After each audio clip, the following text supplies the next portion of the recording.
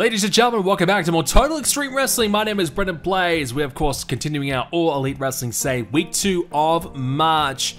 And a lot has gone down because we have decided to try and update the WWE roster. So that means signing Cody Rhodes, releasing anyone that needs to be released, signing anyone that has joined the company, fixing up Raw and SmackDown just to try and make it a little bit more up to date with what's been going on in the real world. Now, we'll show you the results of that soon, as it still kind of is playing out. A lot more contracts need to be finalized, but that's what we've been working on.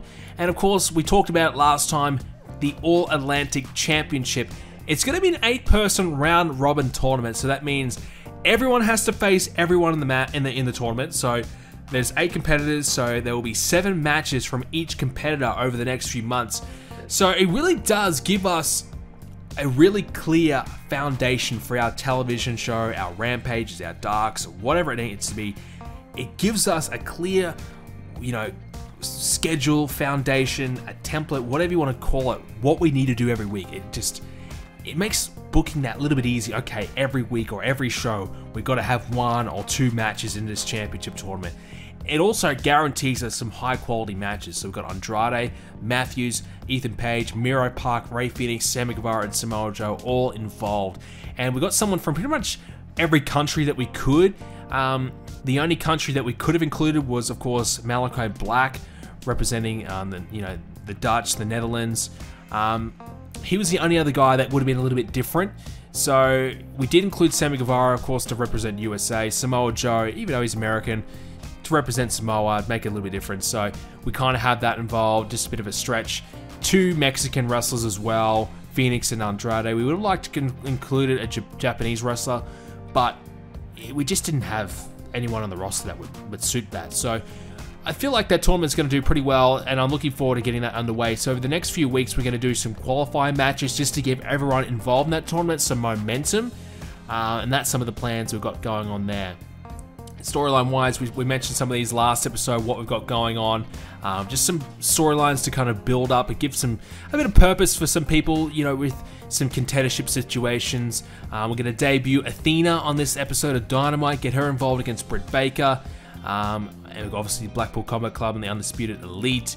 Jericho and Adam Page doing a bit of a situation where they might be a team for a while, and eventually maybe Jericho will turn on him and just kind of go in that direction. Maybe a forced alliance when they don't really want to get along, but the team kind of is working a little bit, and maybe Adam Page is open to the idea of teaming with Jericho, and then Jericho shuts it all down and says it was his plan all along just to humiliate Adam Page and beat him and show that he was better than him, something like that. CM Punk and MJF, still some more there to do with that one. We were going to have a Fatal 4-Way #1 contendership match with the Lucha Bros involved, but now that Ray Phoenix is going to be in the All Atlantic tournament, we had to take the Lucha Bros out of this #1 contendership race, and we decided to put Private Party involved just to try and give them a bit of a push. I feel like they're the most unutilized team in our roster. They could definitely be so much more, and Proud and Powerful probably deserve that spot, maybe even more now I think about it. But I wanted just to highlight the Private Party for a little bit, because I feel like they deserve it. House of Blacks and Young Bucks, they'll face each other. Samoa Joe still has some unfinished business with Kenny Omega before he gets into the All Atlantic tournament, so they'll have that championship match. We need to probably start a new women's championship feud, but I'm thinking we might do a Statlander and Jade Cargill one-on-one match just at the next pay-per-view. It's not a major match, but at least it gives us something to kind of get us through. Miro and Keith Lee one-on-one, Superbad, Tony Storm, and of course the All-Atlantic Championship Tournament, which we're going to try and conclude at Double or Nothing. So we'll get to that one pretty soon.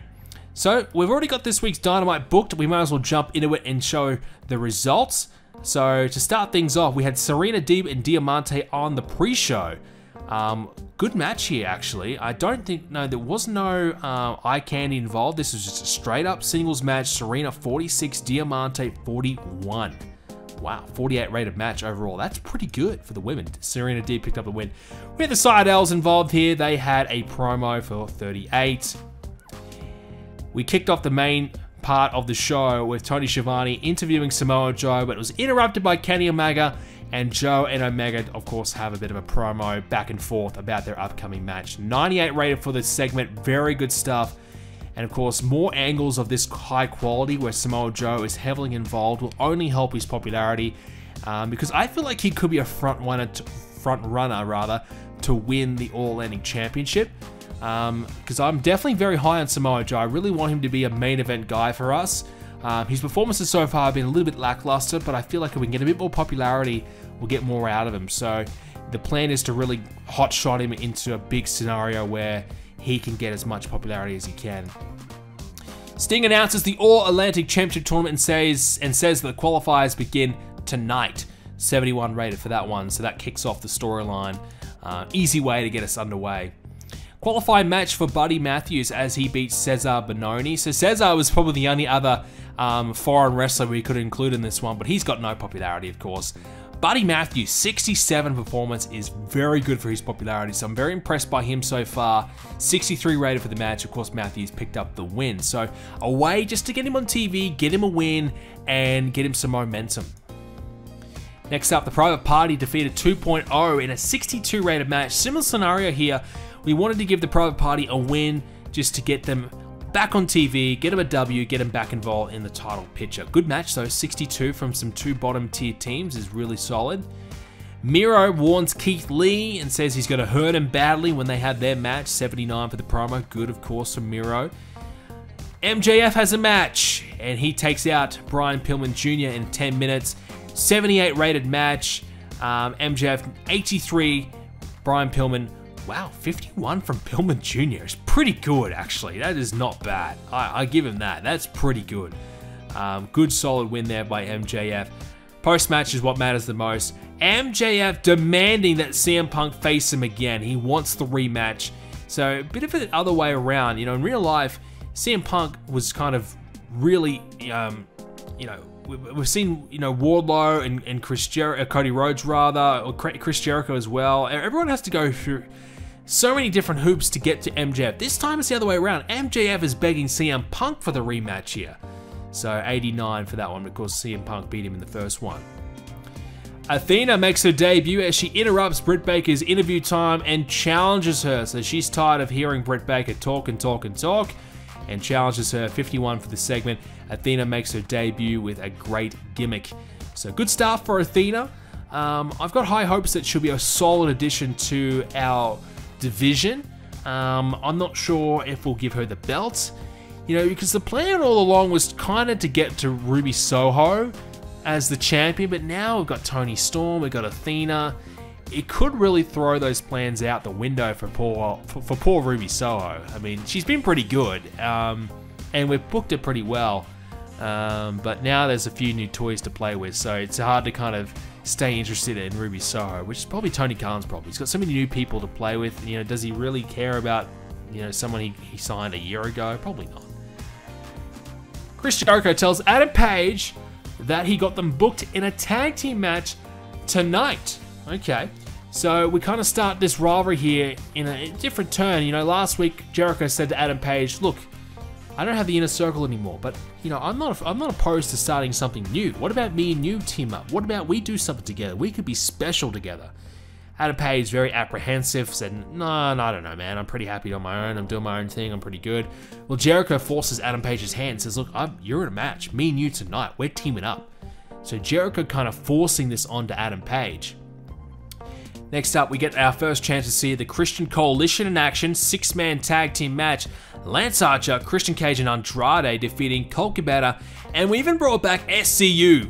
So Christopher Daniels gets a match. Kind of going back to utilizing him on a very occasional basis because he's still got a bit of popularity, he's still got something to offer. So we're gonna, we're gonna use him a little bit.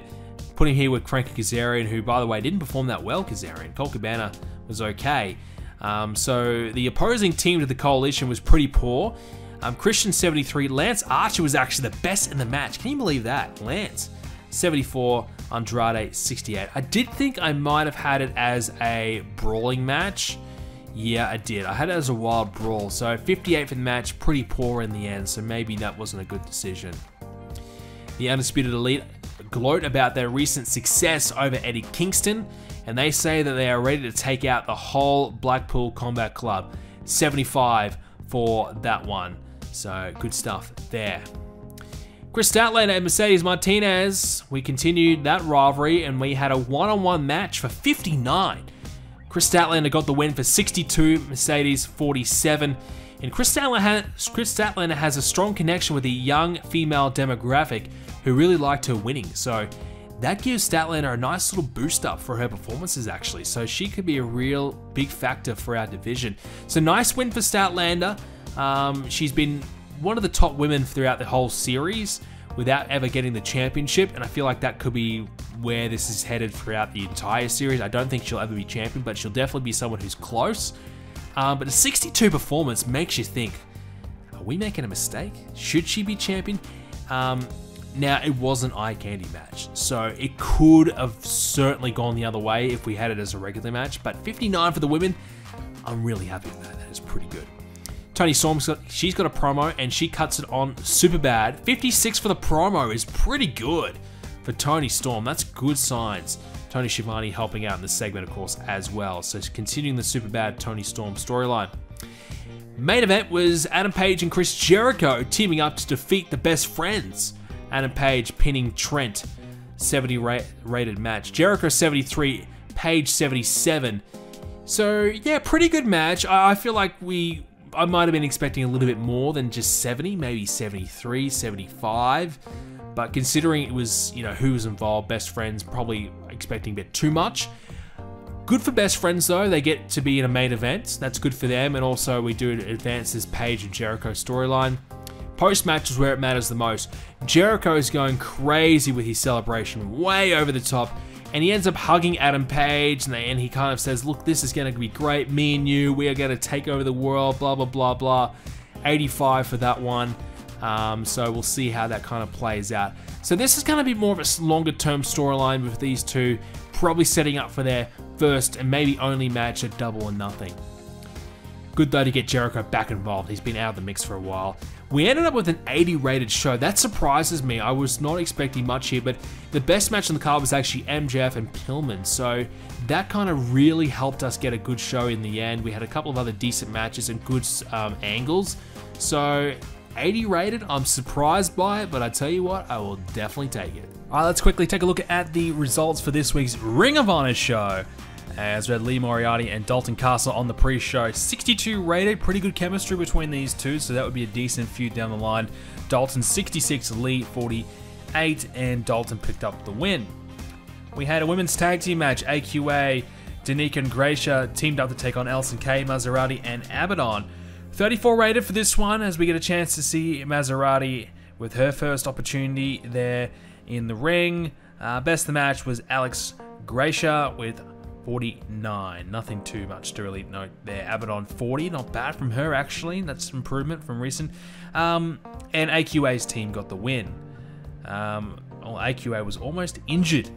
Abaddon was almost injured because of AQA. Well, there you go. So she's a bit unsafe, needs a bit more training. That's why she's here.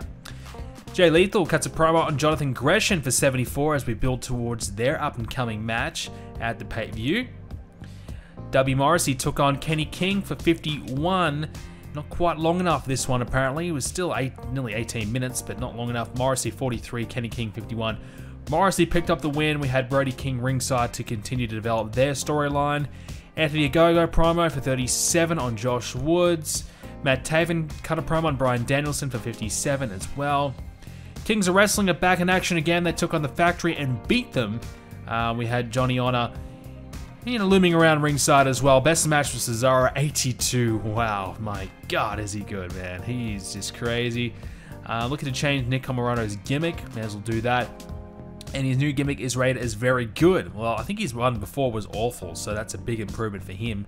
Might be a chance, or might be a way to actually get him over, because that gimmick's been holding him down a little bit. Post-match, Johnny Honor takes out both members of the Kings of Wrestling, so 69, so developing that storyline nicely. Kira Hogan gets a win over Sky Blue for 45, not bad, as we develop the Hogan and Perazzo storyline. Red Titus with a promo on Lee Johnson for 32. Main event was Jay Lethal defeating Colt Cabana for 68. 18-minute match, still a little bit too short. So, yeah, main events have got to be at least 20 minutes plus, I guess, for Ring of Honor. So we're still kind of learning that. Well, how do we book a good Ring of Honor show? But this is one of the last ones we're ever going to book. So we're going once we book the first Ring of Honor pay-per-view, we're not going to book any more after that, I don't think. But Lethal got the win, 68 from him, Cabana 61. So, yeah, good opportunity for Colt to go back to Ring of Honor, do a couple of shows there, be an important part of the early redevelopments, I suppose, of the new incarnation of Ring of Honor. 59 was the overall rating, which will boost the popularity in 50 regions, so that's good enough. So we mentioned earlier on in the episode that we were going to fix up the WWE roster, and here's an example of that. As you can see, Cody Rhodes now will sign with the WWE, so we're going to bring him over, and he's on a big money deal, about $2.5 million per year, so making the WWE pay for him at least. And we're also going to bring back some of the legends like Kane, for example, make sure that he, could come back and appear if we needed him to, they needed him to. Because at the moment, a lot of those legends, Kane, Undertaker, all off contract. So I think it's good to get them back under contract. We've got Wade Barrett, so we're going to bring him back, probably put him in commentary down at NXT. Even like someone like Trish, have her under contract. Eli Drake wasn't even on the roster, so he'll come in. Neither was Pat McAfee. So lots of different names that we needed to kind of bring in as well. Zelina Vega wasn't even there. Lita, bring her back as well. Even Bad Bunny, well, apparently he's available, so I figured we might as well throw him in there if they want to use him. And a few other names like Batista, I figured, he's probably not going to wrestle or anything, but just to have him under contract if they want to use him for one-offs or things like that, because AEW will never use him. They actually did sign Rob Van Dam, and I think he retired at some point throughout his run there. So we're going to unretire him because he's still wrestling in real life and kind of give him a new contract where he can wrestle in the WWE. Goldberg was on a pay-per-appearance deal where I think it was $2.5 million per appearance. And the funny thing is, they actually had a match at the Elimination Chamber. He was in a pre-show match. They paid $2.5 million for Goldberg in a pre-show match, which is insane. So yeah, that's kind of funny. And even Fabian Aichner wasn't even under contract either, so bring him in as well. So yeah, a few things we're just trying to fix up the WWE roster. Which the unfortunate thing is they're very close to WrestleMania, so it kind of will impact their WrestleMania a little bit. But there's so many guys there that aren't on the right roster, or were still in NXT when they shouldn't have been, like even Damian Priest, for example. We created some of the new stables. We didn't even have the Bloodline, so we got that. We put Solo Sikoa, brought him up to the main roster just to make it a little bit different. Judgment Day, we put that in, and we kept Edge in it just to make it a little bit different, and just see how would that group go with Edge still in it, for example. But yeah, a few different things that we decided to incorporate into the roster, and just to kind of spice it up. Someone like The Undertaker, he's still technically not retired in this version, so if they wanted to have him have a match or two, they could. So just a few kind of fun things to see, like, okay, well, what if Undertaker had another match? Who would he wrestle? What would he do? And things like that. So we kind of opened that up, and at the end of the day, it's not really going to bother us too much what happens there. But a few things we're still got to fix up. For example, Eli Drake, he's got all these different new names we have to kind of adjust to. And, that happened a lot. Had to bring up Omos, for example. Rick Boogs wasn't there. There's so many different people. Even R-Truth wasn't even under contract. Ronda Rousey wasn't there. So now, obviously, it will make the WWE roster probably stronger, but just kind of, make it a bit more realistic. Some things aren't quite there. Like, for example, Bray Wyatt. They did re-sign him themselves. They actually gave him a 2-year deal and creative control. That's the contract they gave him, which is insane.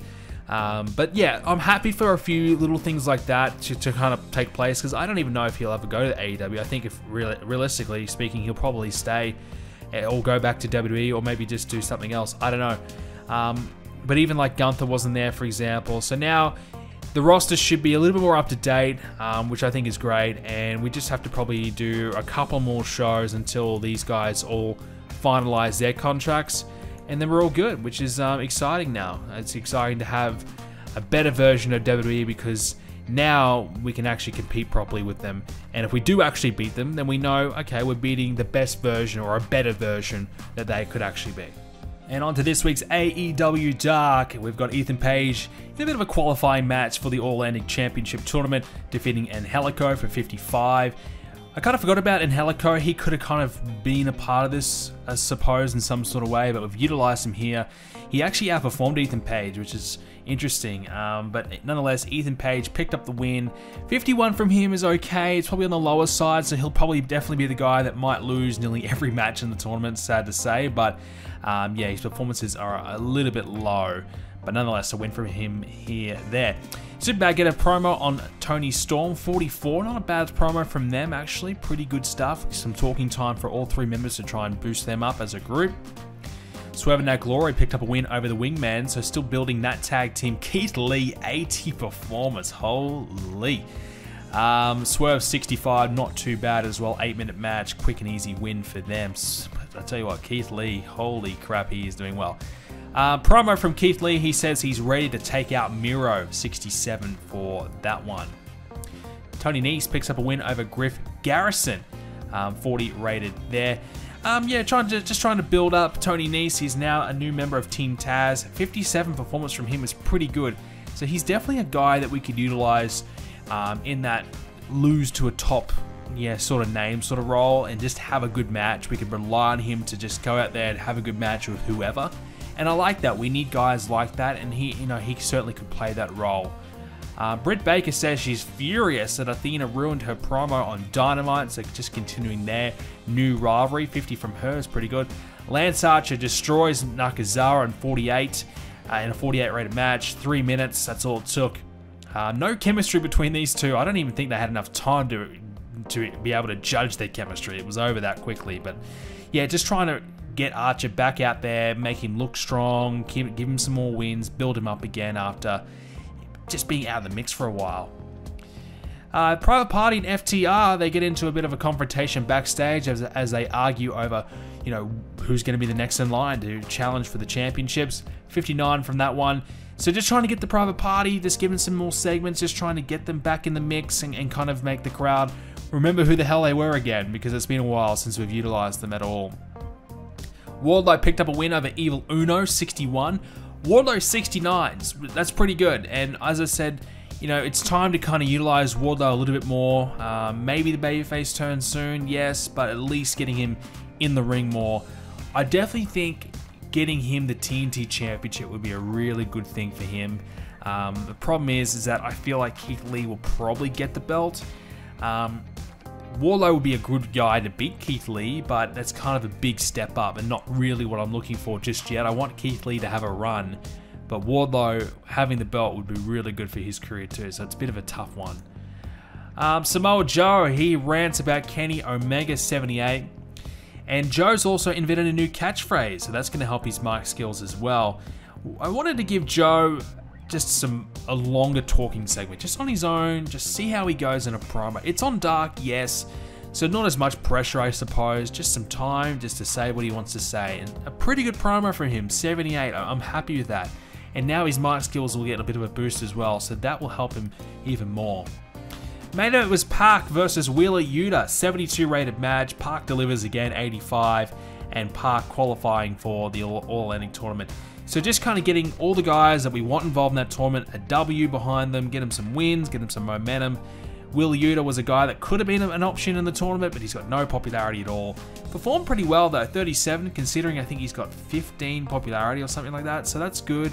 But yeah, not good enough to be a part of this tournament, but Park definitely is. 85 from him is ridiculous. And that's what I'm looking forward to with the tournament. It's going to be a really good set of matches that will come out of it. Park's going to have a lot of great matches. Joe's involved, Andrade, Rey Fenix. There's going to be some bangers, so I'm really looking forward to seeing how that goes. 66 overall for this episode of Dark, so one of our better ones. Okay, on to this week's edition of Rampage. And on the pre-show, Jessie McKay will take on and defeat Julia Hart in a 59 rated match. Jessie McKay, 70 rated. Yes, it was an eye candy match, but my God, 70 rated. Holy. Okay.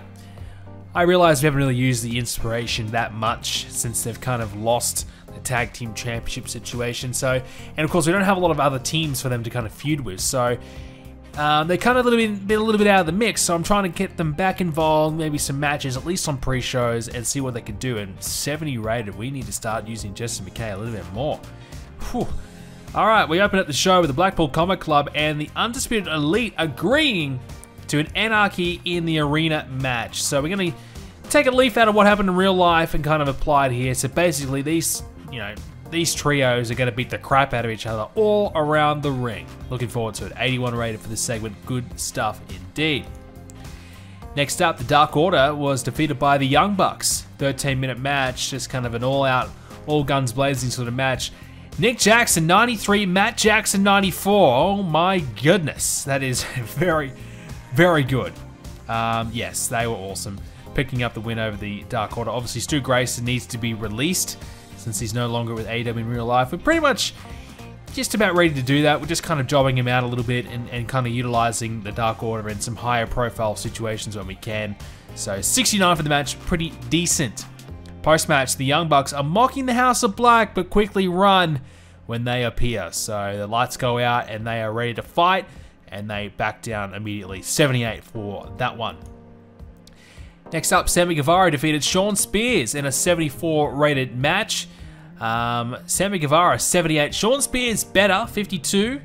And of course, Sammy Guevara qualifying for the All-Atlantic Championship Tournament. So, you know, he's going to be one of the favorites. He's got a lot of popularity, and in real life, I really don't like what they're doing with Sammy Guevara. And now he's realigned himself with Chris Jericho. So for us, he's still a babyface, kind of floundering around. Do we take the plunge on him going into that, you know, true main event status? We haven't to some degrees because, you know, he's had some world title matches. He, you know, had a match with Kenny Omega and things like that. So he's been in the mix. He's had matches with Cody and whatnot, but hasn't been given that full-fledged, you know, big win, I suppose. And I don't know if he'll get that anytime soon, but he could definitely be a guy that could win the Atlantic Championship, considering that, you know, because he's got so much popularity, he and Miro are the top two guys in the tournament. It's very unlikely that he's going to lose many matches, so he definitely could make it all the way to the final. Christian Cage hypes up Lance Archer again, 68 for that one, so just trying to make sure we continue to hype up Lance, get him back in the mix, and kind of hype up Christian's new crew. Of course, Andrade can't appear on Rampage, so we had to do something a little bit different. And the main event, wow, this delivered really, really well. So Miro had to find a tag team partner to take on Swerve and Our Glory in our main event. Jay Lethal put his hand up to be that guy. Lethal performed at 63, so he was okay, but Miro, 88 from Miro. My goodness. Keith Lee was very good as well, 78, and Swerve Strickland's 65 was decent. Yeah, 81 rated for this tag team match. Continues the TNT Championship storyline, getting these guys in a higher profile situation, tag team match. In the end, Swerve and Our Glory picked up the win when Jay Lethal was pinned by Keith Lee. So we put over Keith Lee, we make Miro a little bit vulnerable, you know, with still while keeping him strong. We had this one as a steal the show match, and it delivered. Really good, 81, very impressed by that. 76 overall for the show. Everything was good, but we didn't have a lot of great until we hit the main event. So a decent overall show. 76 does give us a popularity gain just. Well, let's take a look at all the results that went down on this week's edition of both Dynamite and Rampage. Roderick Strong, free agent at the moment. He's got a contract offer by the NWA.